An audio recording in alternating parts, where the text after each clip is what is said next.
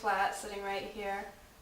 And around 1 a.m. everything started shaking and things fell off the counters, my budgie started flying around, and yeah, it was pretty scary because I've never experienced an earthquake, and I had no idea what was going on. I thought, there's no way this is an earthquake happening in Preston, England,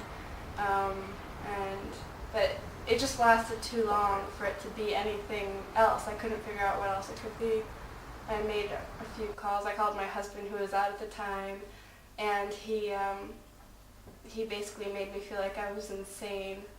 And he was just like, what? There's no way it's an earthquake. He was in a club at the time, so he didn't even feel it. And then about 5 minutes later, he gave me a call saying that a bunch of other people had called him saying that an earthquake had just occurred. So I realized I was no longer insane. I was just on my way home. We'd been out on a night out in a restaurant and then to just a pub for the night, and was walking through this square here and just started noticing that the ground wasn't as stable as it had been. Yeah, it's quite bizarre really. When you walk into somewhere dark in the middle of the night, you watch films like Cloverfield and your mind just suddenly turns to things like that. It's very strange, and you can feel the ground shake and you just instantly assume that something terrible is going to happen.